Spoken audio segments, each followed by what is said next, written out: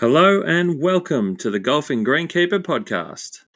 I'm Steve Smith, your host of the Golfing Greenkeeper podcast. Thanks to the Darkness for that little intro tune. I am a bit of a fan of the Darkness, so I did have to throw that in. I do like the sound of that guitar just going off. I just wanted to welcome you all again, and thanks for listening to my podcast. I hope to be able to bring you a bit of information in the backgrounds of golf, things that you guys aren't going to necessarily come across so easily, and that's talking about greenkeeping. We're talking about the backgrounds of how a golf course comes to be through architecture, keeping you updated with a bit of news of what's happening in the golf courses around the country. So all those bits and pieces I want to try and bring forward, showcase a spotlight on a few courses as well as I travel around. And hopefully in time, I'm going to be talking to a few people that I know and bring you some stories about other parts and bits and pieces that make up why we love the game so much. Now, in today's episode, I'm going to give you a bit of a background as to who I am. So I'm going to do a bit of an intro to me, where I've come from, why golf is my passion, and other parts of the game of golf that are my passion, like greenkeeping and so on. So I'm going to talk a little bit about that. I've got a segment called Walking The Fairways, which is basically a headline segment. So like I said before, bringing you the latest news, what I can dig up for you, talking to people that I know, trying to find some things to keep you excited about the game and what's happening. Also have a segment that I'll be bringing to you that's called the Greenkeepers Shed. Going to be shining the light on a few bits and pieces about some details of what goes on. And I want to try and educate you a little bit there, maybe debunk some myths and talk about some of the things that you're not necessarily going to come across. So hence the term the Greenkeepers Shed. But stick with me. I hope you enjoy this episode.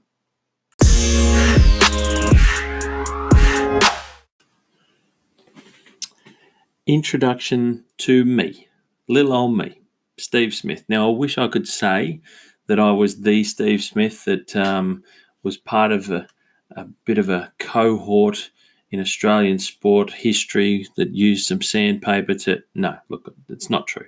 I'm not even that Steve Smith. I wish I could say I had the second highest batting average to Don Bradman, Sir Donald Bradman. It's not that either. It's just Steve Smith.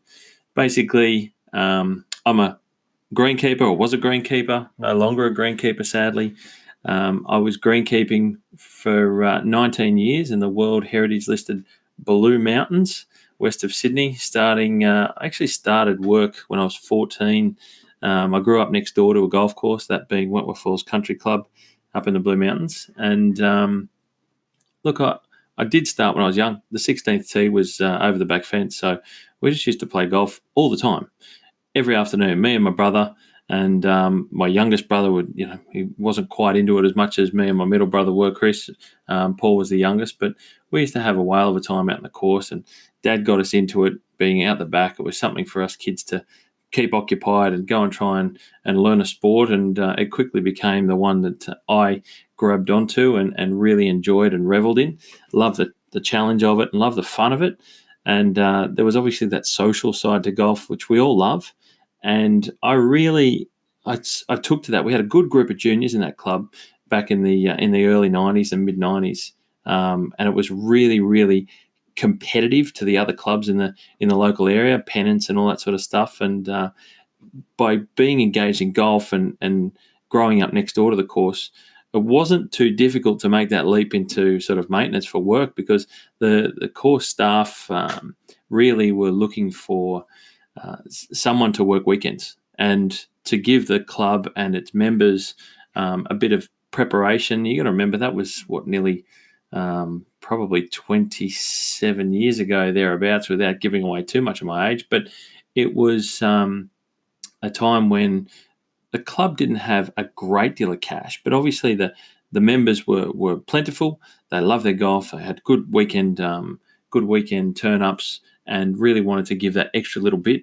And for sort of a semi-regional course, that was a bit of a deal back then. So they wanted to make sure they could keep the weekend prep for the Saturday comps, the Sunday comps, things like getting the dew off the greens if they weren't mowing in summertime. So if it was wintertime, and just keeping the markers up, making sure the course was prepped up around the clubhouse for the big social groups that we used to get on Sunday mornings as well. And I started when I was 14. There was an opportunity there to be a casual. And who doesn't love a bit of pocket money when you're 14 years old? It's like winning lotto.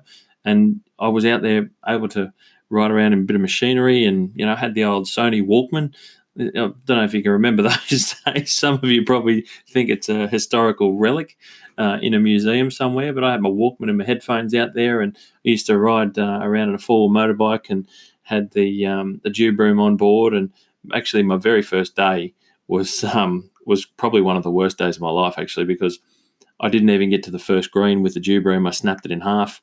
I hit a tree, so I was just so nervous on my own. And I had to go and get Dad to come down and help me out. I'll never forget it. He come down in the shed, and we quickly knocked up a couple of things, screwed the handle back onto the dew broom, and I was away before the comp got down to the first green. So I made it through by the skin of my teeth. But yeah, that was a pretty unforgettable moment as a casual sort of grounds person, greenkeeper back then in the early 90s. But so I started working on a golf course casually when I was 14, and ultimately had been working on a course for the next 19 years in some way, shape, or form, and climbed my way all the way up through the ranks. I obviously went on to be an apprentice when I finished school. Dabbled in it at year 10, didn't like it, didn't feel comfortable. Went back to school for 2 years and finished my HSC, took the apprenticeship on and went hell for leather from that point to the point where as fourth year apprentice I became assistant superintendent at Wentworth Falls. And once I got the taste for that management side of things, I really enjoyed it. It was quite the challenge, and being a golfer, and I really started playing good golf then. I was down to by the time I'd finished school, I was playing off single figures well before that anyway. So I was enjoying the competition. I was enjoying golf, and the more you get into golf, you have to understand a little bit more to get better. Is how the golf course reacts back to you, in a sense. What does it do to your mind? What does it do as you play golf in the different conditions?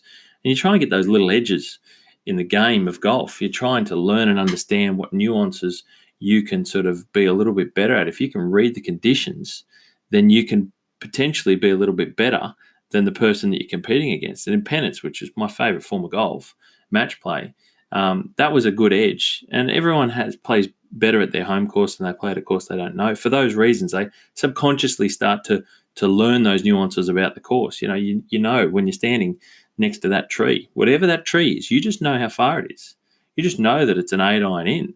And if it's blowing a downwind, well, it might be a 2-club downwind. But if you're a visitor to that course, you've got no clue. You overclub it by 2. And you go, what's going on here? You don't take into account the elevation change, or, the bounce that it might take if you land short. It might be a firm short on that green, on that hole, whereas 3 holes later, it's a soft short. If you land in front of the green or pull up, it might be a different grass type. So all those things sort of, come into your mind and into the way you play golf. And I really love that side of it. So, as I climbed the ranks as a greenkeeper, I also enjoyed my golf a hell of a lot too. It did clash at a point. I had a 2-year break of golf altogether because I was getting frustrated with a game that I probably wasn't improving anymore myself. But then once I got back after that 2-year break, absolutely loved it. But as assistant superintendent at Wentworth Falls Country Club, as I said, I got the taste for it, and I really loved when I was in control. So if the superintendent that was there, and I'm not going to name names here, it's not about that. When the superintendent was there and he took some holidays, I just used to love the idea that I couldn't change much. I couldn't really do anything, but it was about being in charge of, if the weather changed, you had to move with the weather. You had to understand what was next, and if there was a bit of disease pressure, those sorts of things can come in overnight. Literally, you could finish your day and everything looking Mickey Mouse on the golf course, and you could come in the next day and you could have disease riddled over your green surface. Now, the average golfer might not notice that the next morning, but your job as a professional greenkeeper is to spot those things before they become a headache. Because if you leave them and you get 5 days down the track, by the time it's 5 days, and say it's across a weekend, when you haven't got the resources of the staff to go and deal with those problems, you could then have pitted areas in your greens from the disease where the grass leaf has sunk and started to pit it out with dollar spot, for example, and all of a sudden, come the next week, it's bumpy. And then by the time you get your midweek comps in on the Wednesday, your members have started noticing that there's a problem on the 7th green. because it's bumpy on across as they're putting on one half of the green because for whatever the reasons are in that local environment, it got hit. So yeah, I really used to enjoy those challenges. Obviously, from that, I then stepped up to the point where an opportunity came at what was then an emerging from a historical sense and a sort of a recreation of the club. At Katoomba Golf Club was going through a full, I suppose, a rebirth, as it were, under a different guise with a development that was happening, albeit a very checkered past. There was an opportunity there. I applied for that job as superintendent. I got it at age 24, and all of a sudden, in my early 20s, I was superintendent of my very own golf club. All my Christmases had come at once, let me tell you. It was quite an incredible thing. But I went there. I was on my own, obviously. I left Wentworth Falls and took the job. And then reality sunk in day one because there was a lot of problems that I didn't realise because I hadn't worked there. So you walk into your new workplace, your new shed, and you start to really see everything, and you know that there is no safety net under you. You're out in the deep blue sea, and that was a real, I suppose, coming of age for me. But it was a wonderful challenge. I grabbed it with both hands, and I went hell for leather. And the next 9 years at Katoomba were the most incredible 9 years of my professional working life, and I wouldn't change any single day, not one of them, because it was truly an enjoyable experience. But through my time of being apprentice and coming through back at Wentworth Falls, I had really good people around me, really good professionals around me, and there was a lot of professional greenkeepers in the area of the Blue Mountains at the time. Some of the older guys. There was a really old greenkeeper who I used to work with when I was 14, 15, 16, casually in the gardens, and he was a former superintendent from like 20 years earlier or even more, actually, old Ken. But, those sorts of people around you, you take a bit of their knowledge and you pick their brains about things, and it was a really great experience. And through all those things and my love of golf and greenkeeping and horticulture as a base that I loved as well, which it sort of kind of is a very key role, but it's sort of something that's always good to enjoy in normal everyday life. I won a few awards along the way, was a finalist for Apprentice of the Year and a few little. I certainly won some academic awards through the TAFE and some other corners of academia in greenkeeping in Western Sydney, and some scholarships and that sort of stuff. So it was really enjoyable to sort of be rewarded for those things and for applying sort of myself to the theoretical side of greenkeeping. And it is quite challenging. There's a lot of things there a lot of people don't realise in the background. But if you're into horticulture and into that natural life and natural world, but you also enjoy sport, it's a really good thing. And I certainly loved it. And that was a key to me sort of moving forward the way that I did, because I really enjoyed it. And once you start holding the reins for your very own golf course, it's obviously something that you need to understand. And I really enjoyed. So it was wonderful to be able to then, at the age of 24, be superintendent. While I was super for 9 years at the club, it came to an abrupt halt. The club was, as I mentioned before, was in a rebirthing stage with a development and so on. And I suppose through the course of the world and different things happen over periods of time, and they're out of your control. Other people are involved, and there's lots of different moving parts, things that I'll never know, and certainly things that I'll probably never hear about what happened. And it's the way the world works, the way the economy works, and things just happen. And I'll say it, shit happens. But it came to a full stop in 2013. So whilst we were going through this incredible phase in the golf course, and we were rebuilding things and trying to create our own identity in the world of golf and try and reimagine Katoomba Golf Club, it came to this abrupt end where it all fell into a big black hole and closed up on July 1, 2013. So that was a sad end to what was the most incredible 9 years of my working life. And, you can go back and Google all sorts of things and read into history and whatever. But, the things that I remember the most is I had an incredible team. It was a hand-picked team.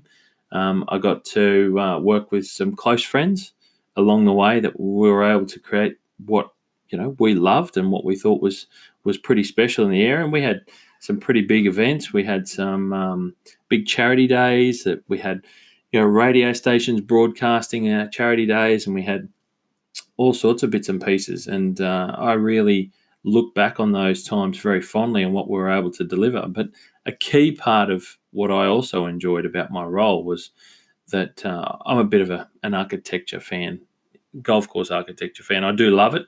It's what I do as a hobby. I just read books and look at images, and I go looking at golf courses, and I love the architecture side. And when you stand and when you play a golf course, or you stand and look at a golf course, I can sort of pick those things that are tried to be sort of made or brought out of a landscape for the golfer as they work their way around a golf course. What the architect is trying to do to get you as you play that hole. What they're trying to show you what to do, what not to do, where to go, where not to go, and sort of play with your head a little bit. And I really love that side of it. But at Katoomba, I was lucky enough to do a little bit of design in-house, which we were designing bunkers. We built a few bunkers in-house and renovated a few bunkers. So that was really interesting and really enjoyable, and using different construction methods and different bits of new equipment that's out there, new products that are out there,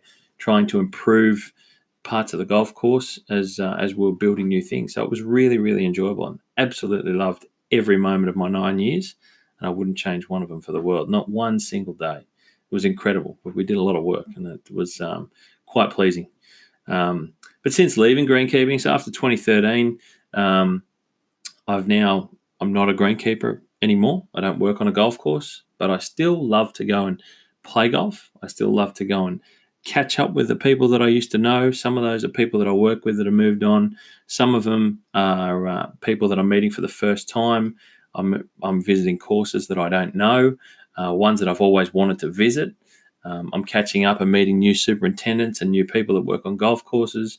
I'm catching up with general managers that I used to work for, ones that I've met along the way, and I really enjoy doing that now. And it's exposing me to things that I didn't have time to do. I didn't have time to have that professional development. When you're doing construction, it's really difficult to because everything's hands-on.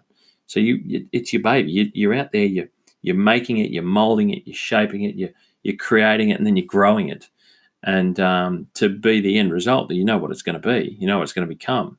And but because you're so busy on site from sun up till sundown, and certainly then hours well beyond that, I found it difficult to go out and do the industry thing, which is catch up with your peers and other professionals in your industry, whether they be local or interstate or whatever. So that was difficult. That was something that I missed out. But like I said, I wouldn't change it for the world. But now I'm finding time to do that.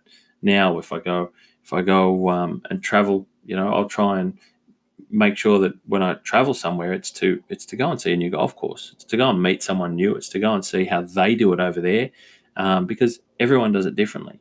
And that's the one thing I've learnt in my time. It's probably quite humbling since being a greenkeeper, being a superintendent, is that you sort of start to realise that everyone tries to achieve the same goal of delivering the best course that they can, but everyone does it differently. And it's like any job, I suppose. I've only ever done greenkeeping, or now I do landscape gardening and that sort of thing.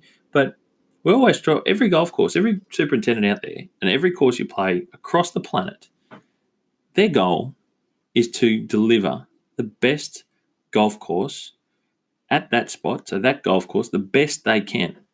Now, if you have 10 different superintendents do that over 10 years, every single one of them would do it a different way. They've got their own method. They've got their own things that they look for. They've got their own triggers and things that they look at to change the way they manage. And they've got their own ideas about how to bring out the best in that environment.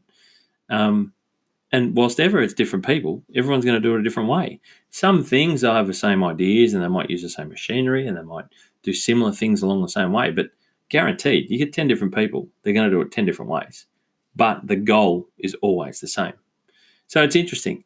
And I think it's that's what I love about catching up with different people and seeing different courses, because I look at a golf course and I think about how I would do it, what I'd be looking for, how it would work.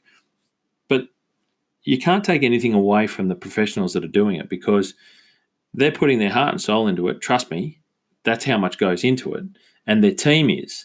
But everyone's trying to haul it all in the same direction and deliver the best product they can. So there's no right or wrong way about greenkeeping.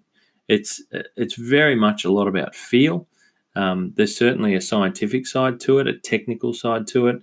You've got a lot of science in agronomy these days, and there's a hell of a lot that goes on in that. And it comes down to a lot of different details and nuances. But at the end of the day, you're working with Mother Nature. You're working with, for a better way of saying it, it's a moving target. But you've still got to try and deliver the same product. So it's not an easy job by any stretch. But it's probably one of the most wonderful jobs out there, is dealing with sports turf, and that goes across any turf. You're talking about football fields or bowling greens or croquet lawns or tennis courts or cricket pitches. I mean, it doesn't matter. It's, if you love it, you love it. And dealing with turf, and what I love about golf courses more so than just a sports field, is I love the environment that it's in, and that to me is really is a really special thing, because it's not just that turf area that you're dealing with. There's so much that goes into a golf course, and I'll delve into all those things in other episodes, I'm sure. But it's just something that I really love, because you're dealing with flora and fauna, you're dealing with soils, and you're dealing with the environment, often creeks and vegetation, different types of vegetation because of different soil types and around the place. Golf course isn't 100 meters by 100 meters. It's a very large space, and it often incorporates lots of different micro environments, and you've got to manage those things effectively, but also very appropriately, because you're in you're in a larger environment. You're part of a larger environment. So those challenges as a greenkeeper and ultimately as a superintendent is what I love, and all of that is also why I love the game of golf. Now, the challenges that sport of golf gives you, and people often say it's a metaphor for life. It really is. If you're a golfer, you know that. You understand that, the mental challenges along with the sport and physical challenges itself. But all of those things that I picked up greenkeeping, I think about when I play golf. And I'll be buggered if I can play on cooch greens. I will say that much. I've come from New South Wales and Sydney or Western Sydney. I go up to Queensland, putting on that turf. If you can putt, if you're a professional golfer and you can putt on cooch, you are a legend. I've got to say, you are a wizard. Because I know it's got grain. I can see the grain, but do you think I can putt to it? No chance. Good luck. If you do it, you get a big thumbs up from me, because you are a dead set champion. And if you're an amateur player and you can do it, even if you live and play up there all the time, if you can pick it, I envy you. And I'm certainly somewhat jealous of it, because I wish I could do it. I still can't. I still can't pick it. But that's part of what greenkeeping brings to me in my golf game. And I really enjoy that about golf. And that's part of also what I want to try and pick up around the place when I talk through the podcast, is little bits and pieces of things that you can look out for, things that you can pick up when you're on a golf course, how you can read a site or an area of the course and understand a little bit of how that's going to affect your game. If you turn up to a site, to a particular golf course, and you can see what it's looking like or how it appears, is it going to give you a little bit of an edge against the rest of the field or against your opponent if you can sort of pick that the way the course is going to play better than the person you're competing against, or just to improve yourself in your own game?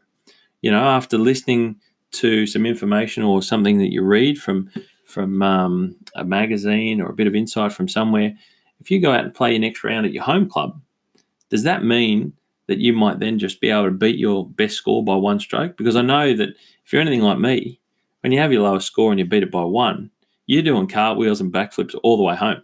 I'm telling you, absolutely. There's nothing better. There's nothing more enjoyable than beating your PB. And if it's a swimmer, it's beating your best time. And certainly if it's a golfer, it's beating your best score, bettering it by one or by two or by three. And some juniors out there or some beginners often beat their best score by 5 on a really good day, and that feeling is nothing but amazing. It's absolute euphoria. So if this is going to, I hope the podcast does give you those little bits of things as well. That's the idea. So that's a bit about me. That's my background. That's my love of it all, and hopefully that comes through, because I really want you to sort of pick that up as well, and take it with you whenever you go out and see a new golf course. You'll look at it a little bit differently, and hopefully try and understand a little bit more. But that's my background. I'm Steve Smith, and next segment coming to you soon. Walking the Fairways. Walking the Fairways, 4th of May 2020. This segment is basically like a news headline segment. What I want to try and do is inform you about what's happening in the world of golf courses around Australia, all the different states, what's going on, if a new construction, new design, a course is changing its image, just trying to keep you up to date. I find that it's too hard sometimes to find out what's happening and stay excited about the golf industry, who's doing new works, who's had new designers, and even clubs, the smaller clubs that are trying to do their own works in-house that you might not see any publications about, read in any magazines, or hear on any broadcasting anywhere. My goal is to try and dig deep, see what we can find and who's doing what, and keep you excited and keep you up to date. That's what I love about it. So I'm going to talk to people that I know in the industry, whether they be superintendents or general managers, staff working on golf courses, just so that you can stay up to date and see what's happening around the world in the headline. So Walking the Fairways it is. This is the very first segment. We're going to start in the northern beaches of Sydney at Bayview Golf Club. They've been undergoing quite a lot of work over the last couple of years as part of an overall master plan, and they've been sort of doing a few bits and pieces, holes from time to time each year, 3 and 4 holes at a time, that sort of stuff. And most recently, you've probably seen if you follow them, or you can have a look on Instagram, that they've just completed their 16th hole, which is a new par 3. It's got a nice little creek running through it. I played there a couple of months ago, had a look at it. The hole looks really nice, a really sort of a good hole to really come in the closing stages of your round. And it's going to be a sort of, it looks like a mid-length par 3. And they've just, when I saw it, they'd done all the bulk earthworks, a lot of the finalising of the levels, ready to start looking at putting turf and seed down in whichever way they were going to go. That's now happened. They've got their grass in. They're trying to grow it in and have it ready for their members and all the social players that visit the course. And they're really, it's one of those new, shiny new toys that every club likes to show off. So congratulations to Bayview and all the work that they continue to do to the course and the 16th par 3, hopefully in a few months' time. And that could, well, depending on how the weather goes, depending on how long before that's open for play, but it looks like it won't be too far away, having now finished the grassing, and we're looking forward to that one. So well done, Bayview. We're going to move to Killara Golf Club, also on the north shore of Sydney. Now, Killara is a fully private golf course, and the only real way to get on there is obviously if you're a member or if you're a guest of a member. That makes it a little bit difficult. It's quite a private course behind the fence, obviously, but if you've ever heard anything about the sort of some of the North Shore courses in Sydney, they are sensational clubs if you can get in behind those fences. And Killara is an outstanding facility. It really is. They've been working with architect Harley Cruz. Now, Harley's the president of the Society of Australian Golf Course Architects. I've been fortunate enough to meet with Harley, actually met with him at Killara, and he took me around to some of the works that's been happening on course. They did open sort of springtime last year, I think it was, with they went through a full greens renovations program. So basically every green on the golf course was being rebuilt, redesigned, reimagined, and that included the green surfaces, the surrounds, the greenside bunkers. And a key part of what they were also trying to achieve was sort of give these bunkers of theirs a really nice feel. So Harley was telling me that they've gone with a product called Eco Bunker Edging, and it's basically a synthetic product that gives a razor sharp sort of dead set straight edge on the bunkers. They've used it sort of 100 to 200 millimeter distance from the sort of sand to the grass. And basically it's sort of, look, if you can think of some of the best shots you've seen in some of the Melbourne courses of Royal Melbourne Metropolitan, those sort of laser cut edges type thing, really straight, perfectly crisp, clean cuts. That's basically what it's given. The Eco Bunker product is really, really looks to be really, really good. I haven't used it myself, but it's starting to get out there more and more throughout Australia. And some of the larger profile clubs are really starting to look at using it and give them that perfect edge. It requires a little bit less maintenance, and you'll start to see it around. Kalara have just, every bunker they've rebuilt has it, and it looks seriously sensational. So if you do get a chance to see it at any other course, you'll know what I'm talking about. You can't miss it. But at Kalara, it gives this crisp looking edge, and we're looking to see certainly how that goes over a longer period of time. It's a great look. So hats off to the work done there and the choices of that product, to seeing how it's going to go, because it does look sensational, and I think it's going to play well. It really gives that really nice appearance. Another thing that they're doing at Kalara that was part of the rebuild is the grass that they're using on the surrounds of their greens. Now, that's a zoysia turf, a zoysia grass. Something that I find is starting to now get a little bit more traction in Australia. We're probably pretty new to using it. Other parts of the world, I know that they've done it for a little while in the States and a few other areas around different parts of the world. But here, we're starting to now see it really get introduced more into golf, and clubs are really, architects, superintendents and clubs are looking at, in construction when they're redoing areas, are looking into whether this zoysia product is actually going to be a really strong product moving forward. It certainly gives a wonderful finish, and I know, having seen it, it looks really tight lies when it's cut nice and short. It's sort of around 6 to 8 mil sort of thing, which is, days gone by, it's sort of nearly green tight, but these days it's very effective on surrounds height. And Harley was sort of saying that it's going to really work and give the feel that the course wants, that he wants to give the course, and the club's looking for, is that sort of chipping and running ground game around the greens and the surrounds and approaches and things like that. So that running game in golf is going to be a real key to Kalara. And a lot of Sydney courses have struggled with that in general over the years. A lot of them have got kikuyu in lots of areas, and it's spongy and soft, and it just deadens a ball when the ball lands on it. And zoysia is going to give that really different challenge to the game that we don't see too often in Sydney. So that's another key to some of the new things happening at Kalara. And another part that they've also done as well is used a new bent grass. It's called Pure Distinction Bent.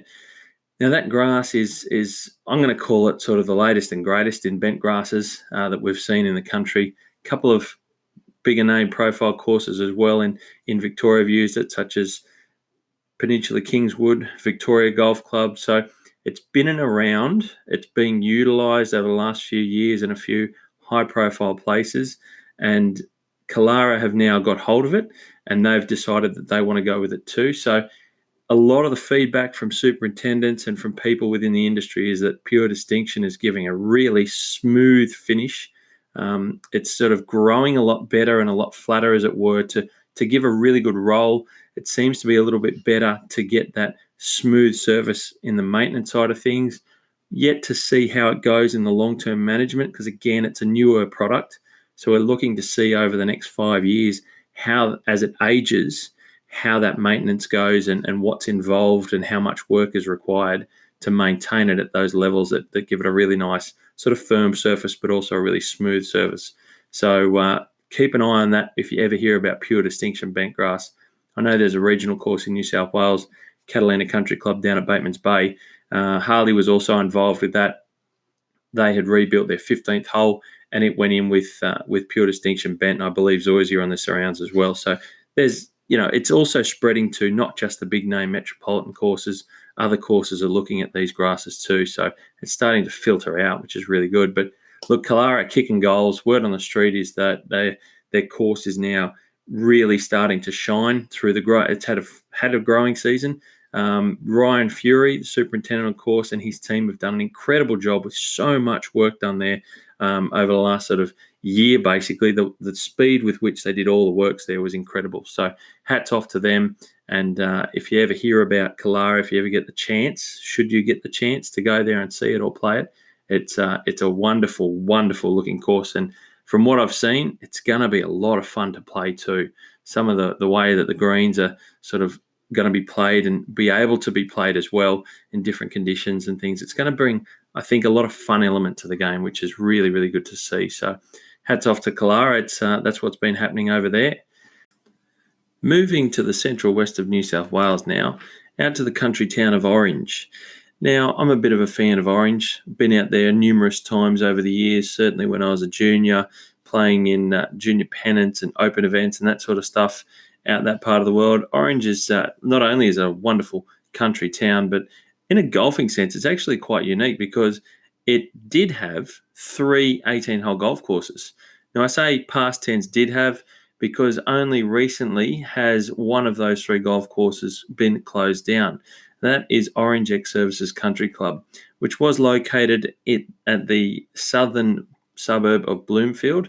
Now, I actually got a chance to play Orange Ex-Services. I had never played it before.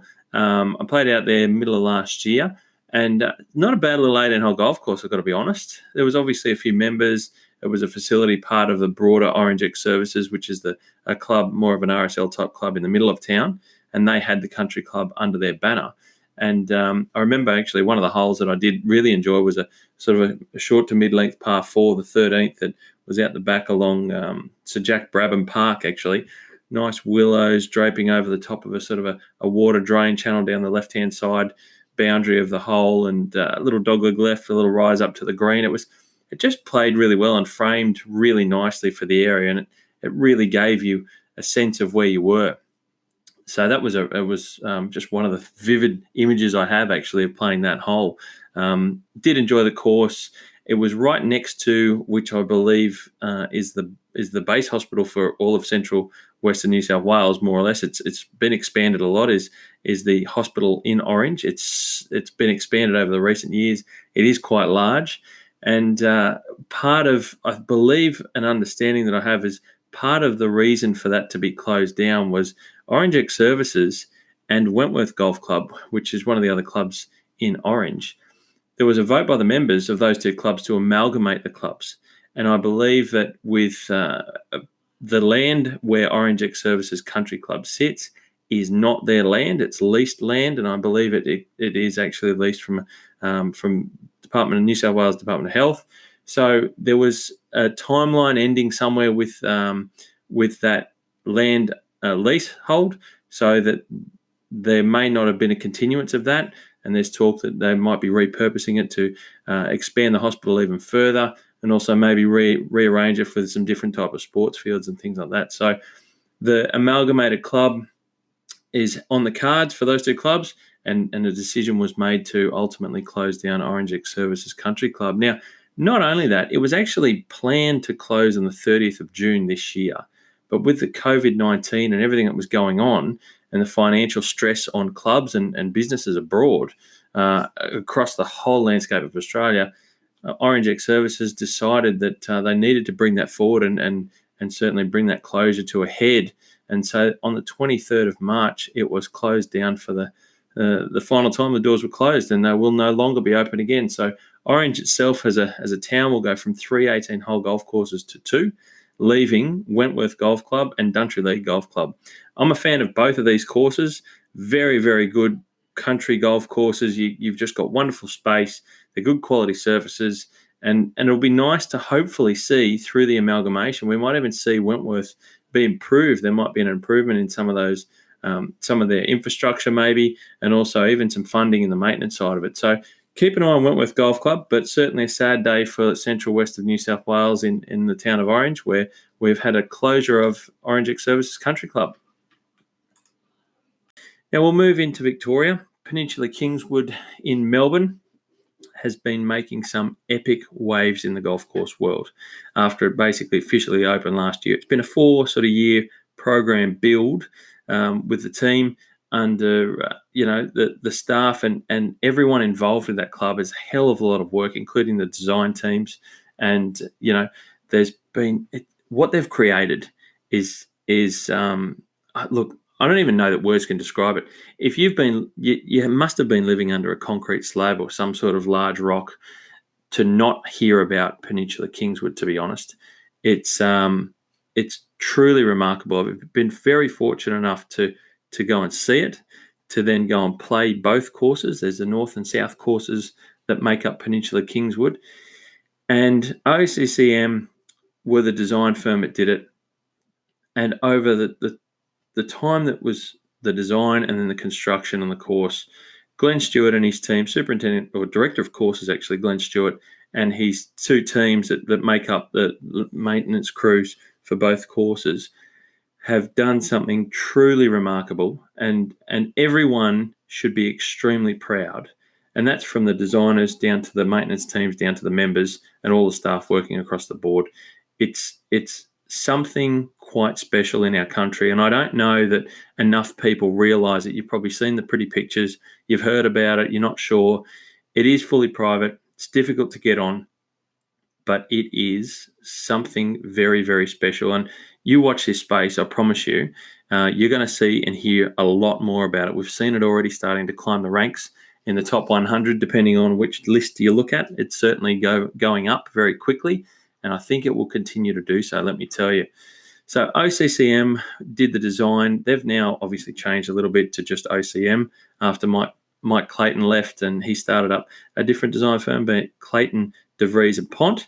But what they did, OCM is sensational. So something to if you get the chance to go in through those gates, you will not be disappointed. And if you haven't heard of PK, like I said, you've been living under a rock. So do yourself a favour, get out there, Google the absolute living bejesus out of it. You won't be disappointed at all. It's one of those sensational courses or two courses, and they're both.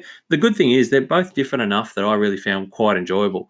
I think the North course is probably maybe a little bit harder than the South course, but different enough that you'll enjoy two different ways of playing. And I really loved it. And I, like I said, I can't say it enough. Hats off to everyone involved. Something very special down there at Peninsula Kingswood. Staying in Victoria, we're going to go to the western side of Victory Bight. On the mouth of Port Phillip Bay sits Lonsdale Golf Club. Now, I don't know a lot about Lonsdale Golf Club, other than from what I've been seeing online at the moment, is that the course is undergoing a full rebuild. Again, with the architects, OCM. So there's a lot of work going on down there, stripping it back, rebuilding holes. It looks to be a very, very stylish new clubhouse also happening down there through some of the images that I've seen. Now, they're doing something a little bit different. And the way that you're going to see the golf course come out, it's a little bit different. I haven't seen anything like it. It doesn't mean it hasn't happened elsewhere, of course, but they are constructing template holes throughout their 18-hole golf course. So it's going to be a full golf course. But when I say template holes, think Redan, think Biarritz, Punch Bowl, Thumbprint. These are the green types that you've seen from other courses around the world. They're usually quite famous greens. The Punch Bowl is obviously in its name. It's sort of a bowl-shaped green, a little bit difficult to approach from obviously the wrong angles of the fairway, that sort of stuff. But it makes it also interesting if you're sort of landing it short of the green. It's going to get a downhill kick. You can use the back bank to your favour in that bowl shape. So that's something that you can probably picture. One that you can't picture is Biarritz. Now, that's an unusual shaped green where you'll see that it's sort of got like a green with, if you can picture, two levels at the front and back that are the same, with a big valley in the middle. And that valley can be anything. I've seen images and read about things where it's like a metre dip in the middle, so a metre hollow that runs straight across the green.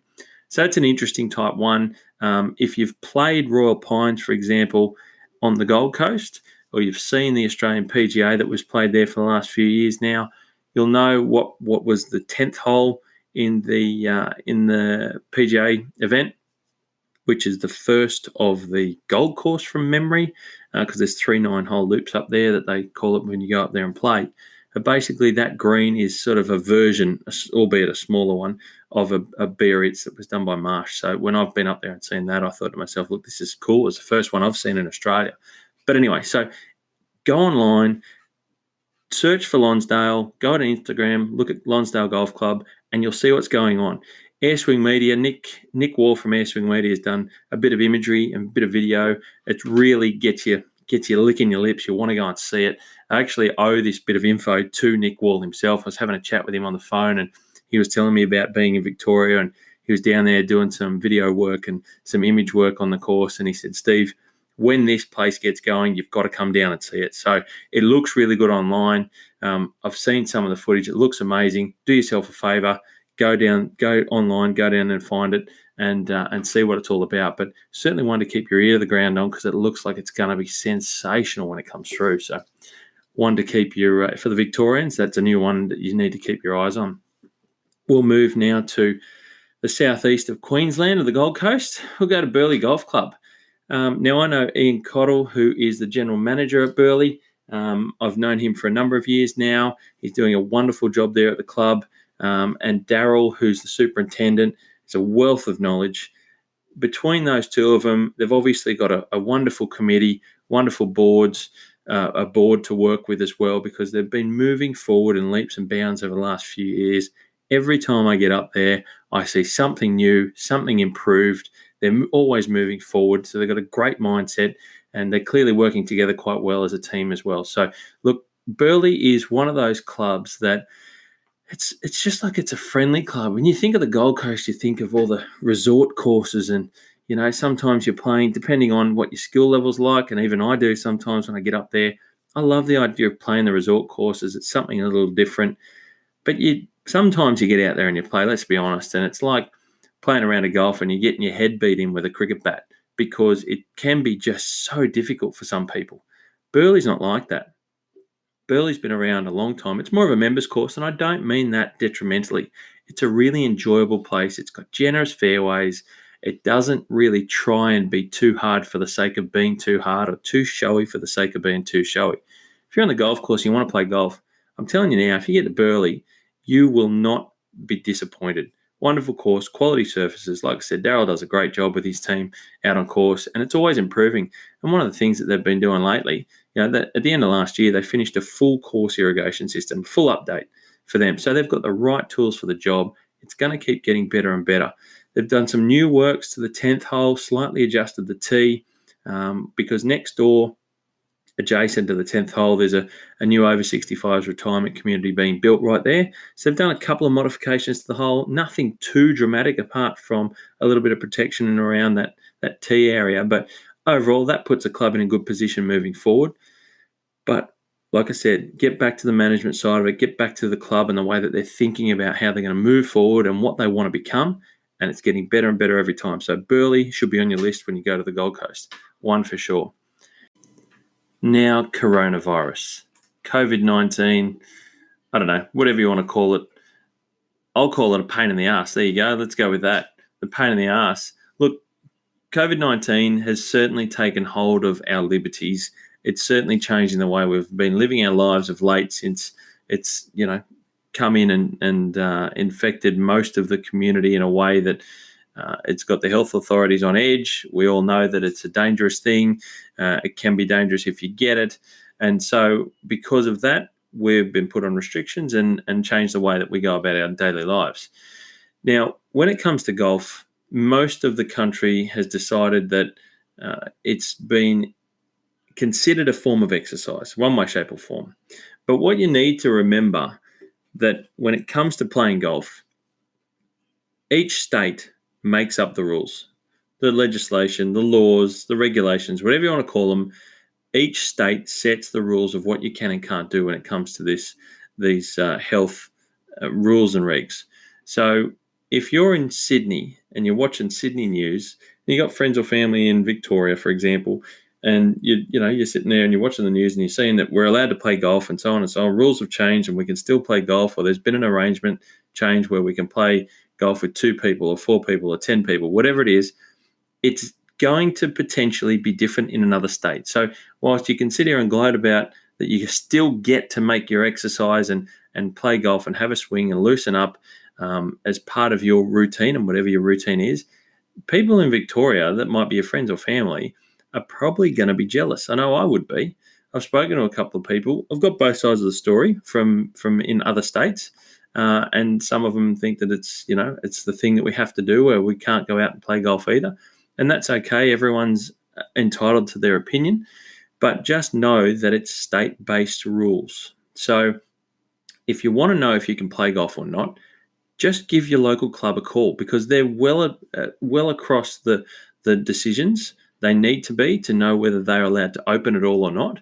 So if you've heard that there's a change in the rules and you're not sure what it is, just contact your club the next day. They'll be able to inform you because they need to be across it. Everyone wants to know how it's affecting them. So that's the best way about it. But just know that in every state, it's different. So what I'm going to do is I'm just going to quickly run through and try and delineate as much as I can with the information that I've found from government websites and golf associations and things that try and tell you what's happening and where. So at the moment, if you're in Victoria, you just can't play golf. It's off the cards. Not allowed to happen.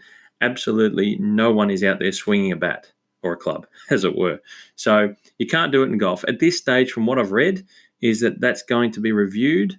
It's in place until the 11th of May. So when the 11th of May comes around, we might hear that they might relax or extend that order. So fingers crossed that they might be able to get out there. If you're living in Victoria and you're champing at the bit and you want to get out and have a game and have a walk and a swing, the 11th of May is the next date that we're waiting on. So until then, no golf at all in Victoria. In New South Wales, we are playing golf and it's 2 people per group. That's the maximum, 2 people per group, and you're allowed to play. So just do the right thing. Don't be silly about it. Don't go out there and flaunt the rules because you're going to ruin it for everyone. I will be honest. And some people, yes, they are conscious that people are breaking the rules. There's no doubt about it. And you don't want the police turning up to your club. You don't want the police turning up and making, a scene or having to even be there when they could be doing other things, let's be honest. So do the right thing. In New South Wales, you can play groups of 2 max, and the clubs are doing a very good job at addressing that and making sure people comply. In the ACT, from what I've read, yes, they can. Same rules, 2 people per group. But that changed that, from what I've read, from the 1st of April. So previous to that, they had a short period where they were closed for only a small time frame, but they did open to where it's 2 players per group. And by the way, I might add, across the board from what we're seeing is it's no touching of common things. So no one's touching flags, no one's touching pins, no one's touching bunker rakes. Some of the clubs have removed them and all that sort of stuff, and there's temporary rules in place, but we're still able to get out there. In Queensland, well, you guys have just been doing it, showing the rest of us how you can do it and do it properly. So they have never closed down in Queensland from what I've seen. It's just been a steady reduction all the way to 2 people per group. So they haven't missed a beat. Everyone loves playing golf in the sunshine up there. So you guys just keep kicking on doing what you do best and enjoying golf in the sun. So, yep, they've done it very, very well. In South Australia, again, you can play golf in groups of 2. So again, we've seen a bit of a trend where it's just allowing people to play golf, but it's enough for exercise. So again, do the right thing, get out there and enjoy. And we know that there's some sensational courses in SA to play. You got the likes of Mount Compass. You got obviously some of Royal Adelaides and Kooyonga. So there's no shortage of tracks around there that you can enjoy. If you want to try something different, I suggest you, if you're a local, you're going to be loving the dust up in Cooper Pedy. I've had a chance to play that course before. Once we're allowed to start traveling, guys, put that on your map because it's an experience you'll never, ever see anywhere else on the planet. I'm sure of it. Moving around, we'll go to Tassie. Now, Tassie have a slight variation on the rule, 2 people per group, but it's also a maximum of 2 players per hole. So at any one time on an 18-hole golf course, you can have 36 players on the golf course itself, 2 players per hole with it in each group. So obviously in a 9-hole course, it's a maximum of 18 players out on the course at any one time. So they've got a slight variation. So, and if you're having a hit in Tassie, if you're a local, they're the rules. So go out there again and abide by them. We'll move to Western Australia. Now, over in WA, there's been a slight change of the rule. What they've said now, as of the 27th of April, that you can now play golf in groups of 3 or 4 if you choose. So they've gone from the maximum of 2, they've opened it up to 3 or 4. So their health regulations and the health orders have now changed from the state government, and that's to do with their outside group gatherings. From what I've read, so from the basically the association websites and also the government health websites, from what I can read, is that they've got their outside group gatherings now to 10 people as a maximum. And through that, then obviously the golf side of it's changed a little. So they've gone now to 3 or 4 if you choose. So it's basically like how we used to play golf previously. But I stress, check with your local clubs because they are across all the rules and they're enforcing it very well. So just make sure you do the right thing. But over in WA, it looks like the government has said that things are moving in the right direction. Even though we've still got a long way to go with this COVID-19 thing, they're happy with how it's moving. And now they're starting to allow us to go back to somewhat of a normal way of playing golf with other friends and other golfers. So enjoy it over there in WA. We're certainly envious of you. In the Northern Territory, as of Friday the 1st of May, you were allowed to start playing golf again. So very excited for the people in the Northern Territory. Social distancing must be adhered to of the 1.5 metres. Now, I'm not sure, and I can't find enough detailed information myself as to whether it's still in groups of 2 like it is in a lot of other states, or if you're allowed to do more than that. But as it stands, you're allowed to play golf. So contact your local golf club and you'll find out the information you need as to what the rules are that you must abide by when playing golf. But 10 points, you're allowed to get back out in the courses.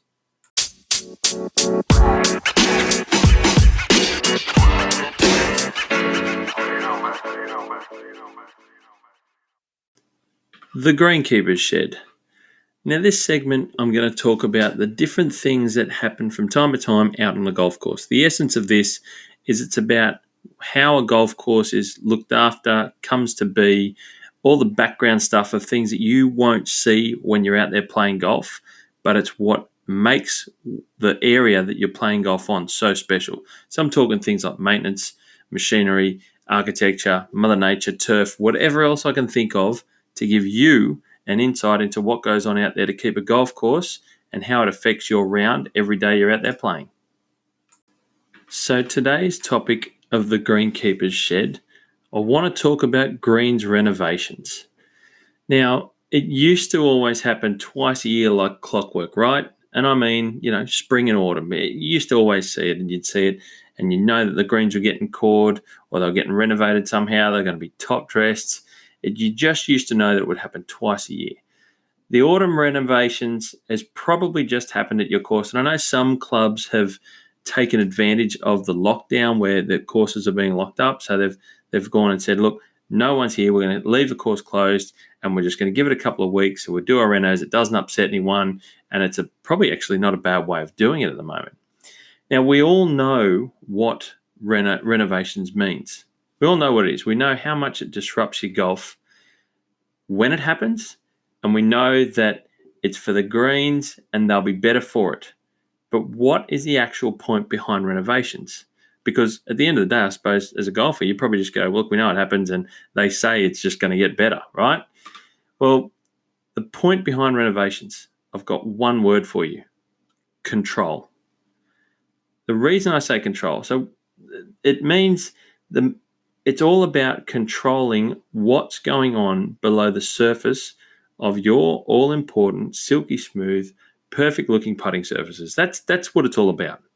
As a golfer, it almost always feels like, I'm sure, at the moment when you think the greens are at their absolute best, at their peak, the greenkeepers come in, they rip them up under the guise that they're making them better, in inverted commas.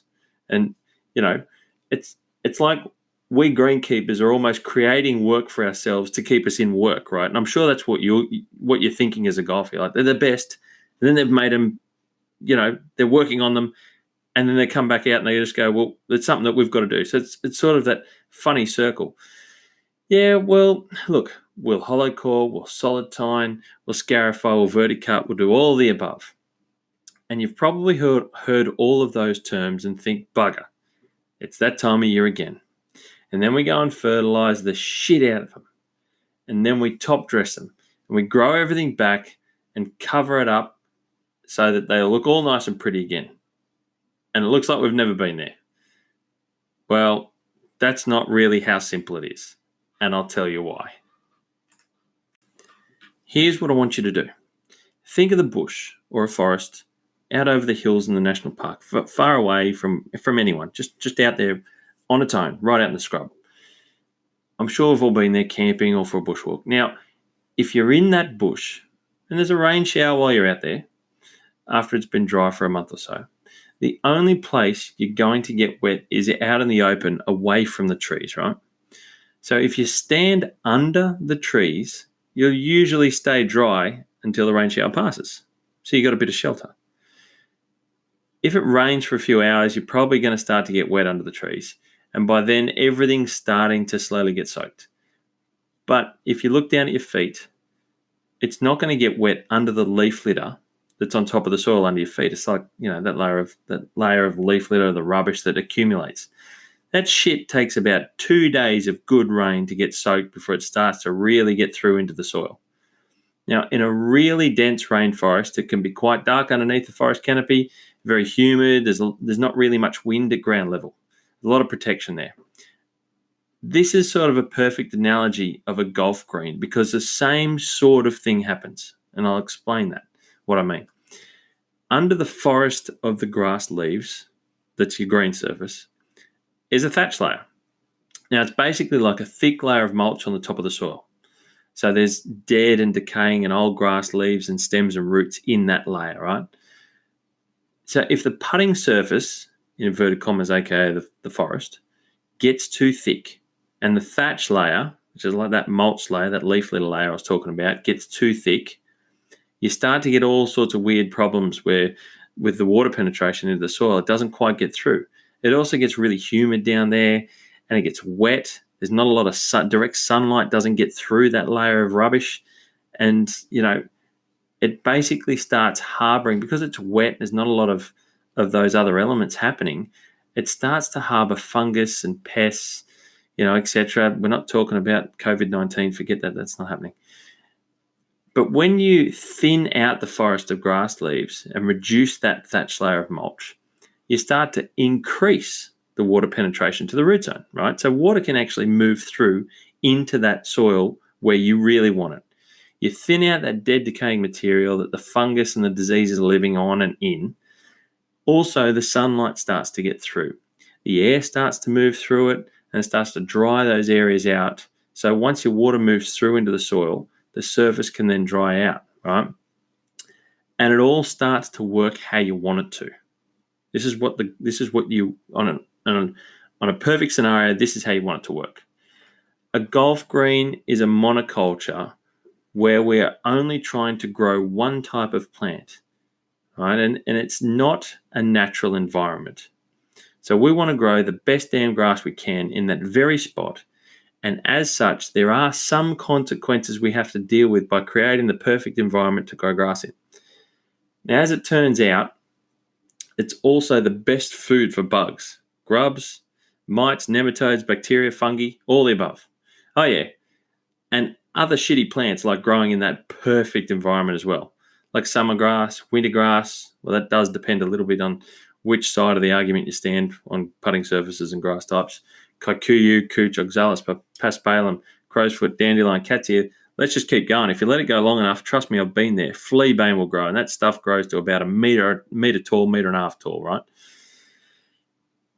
It's just the perfect place for everything, but you want to grow one thing, and that's a problem. Opening up the surface allows you to get oxygen down to the roots, because that's an important part of the root zone, as important as water is. Now, you might not know that. There's plenty of different ways that we can open up that surface. Compaction is a problem when it comes to reducing the oxygen levels in the green soils as well. Now, all the time, you and everyone else walk out on that green, it compacts the surface, right? Every time we mow, every time we roll, all these things compact the surface. Even every time we irrigate or it rains, it settles the soil that tiny little bit more, and it reduces the amount of space in there for the oxygen in the soil around the grass roots. So we're it's counterintuitive. We're creating problems and we're trying to fix problems. So that's the nature of sports turf. It's a catch-22, as it were. Renovations also allow us to manage the soil composition when it comes to the elements, because that's the nature of you've got to give the grass what it needs to live on. So it gives us a chance to do some of the larger inputs of elements like calcium, magnesium. These help improve the pH of the soil, because you have to put them out sometimes at such a bulk rate just to keep the soil profile where you want, that you can only do it when the surface is opened. Now, this all has an effect on how the regular fertilizing elements are available to and utilized by the grass and the green. So you have to really manage that pH level in the soil. Otherwise, you can put fertilizer out and it just doesn't work as well as it should. And that comes down to efficiency, right? So that, again, is part of what we do. Now, that said, these days there's certainly a lot better machinery out there for us to try and do a lot of little bits of these jobs throughout the year now. There never used to be. So we try not to have the need for these massive disruptive renovation periods anymore. You've probably seen, I certainly have in my time from when I was a young golfer as a junior to when I became a superintendent, I saw the changes in the machinery types. So I started to lean towards, because I could, and that was my sort of objective, where we didn't have the 2 big renovations per year. We tried to do some other means of little ones throughout the year so that we didn't have to do the big stuff in the 2 seasons of spring and autumn. Every golf course has different requirements because every golf course has different grass. It's got different soil. There's a different size, different neighbours, different surrounding environment. It's got a different climate. You have different customers, different workforce. It's got a different budget. So every golf course has a different way of doing renovations. Greens renovations is unique to every golf course for those reasons. And as such, everyone has a different way of doing things and you shouldn't compare them. So if you've got a golf course down the road that's your local and you travel for holidays and you play at another place that might be just 200 kilometers away, and that seems like it's far enough away, they're going to have a different place, a different way of doing their greens renovations because it's a different environment. But you're local down the road and there's another golf course that's 5 minutes further away from that you don't, it's not your local, but it's someone else's local. They're close enough and you'll say, well, why wouldn't they be doing the same thing? Well, they're not, because they've got different things to deal with, as I just mentioned. So you can't really compare them. Now, I hope that this has given you some sort of an understanding into how much greens renovations mean to us greenkeepers, but more importantly, how much in turn they actually mean to you. Because at the end of the day, we're just trying to make sure we can give you the best putting surfaces possible so that you and everyone else that loves playing golf can keep on loving playing golf. That's our goal. So next time you're out there and you see the renovations, it's not only that it's something that we really want to do and that we need to do. At the end of the day, it's all about giving you the best for you to play golf on. I hope that was a little interesting for you and a little bit insightful and just able to give you a bit more of an understanding as to why greens renovations are so important. And that's a wrap for the very first episode of the Greenkeepers Shed.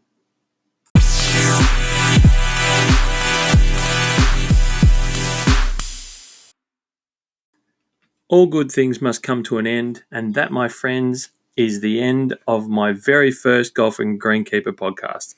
Thanks so much for listening. I hope you enjoyed it. I hope you got something out of it, and I really do appreciate you taking the time to listen to it. Next episode, which will be my second episode, I'm pretty excited. I'll hopefully bring you a few new bits and pieces. Going to be doing a centre stage segment and also going to have some new headlines for Walking the Fairways. So I hope to have you back listening to the podcast for the next time around. I'm Steve Smith, the Golfing Greenkeeper. Go out there and enjoy your golf.